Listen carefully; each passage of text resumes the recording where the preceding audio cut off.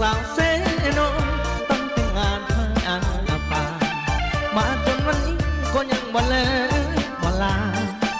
มาจนวันนี้ก็ยังบ่เลิกบ่ลายังคิดเห็นนะอยู่แพ้แวะแพ้แวะประสงค์ต่อมาจึงแบกควันมา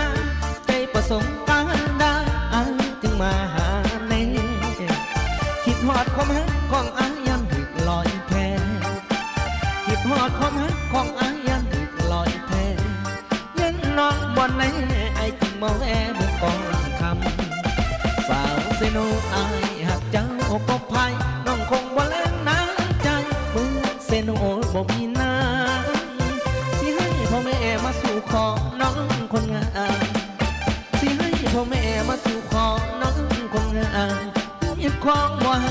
สิกอดคนงามทันที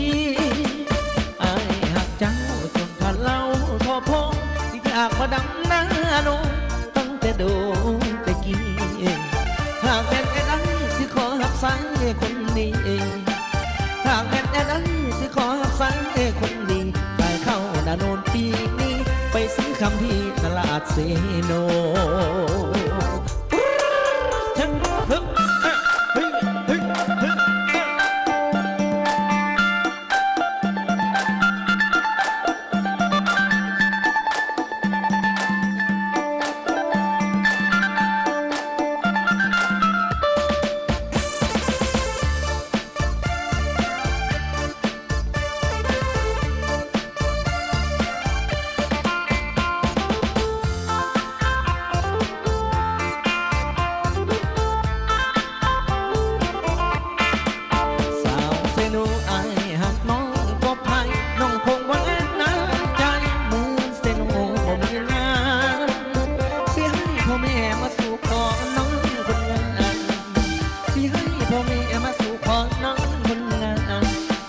ความหวัง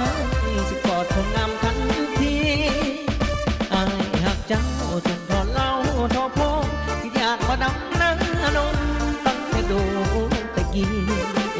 หากแม่แอนนั้นสิขอบสายคนดี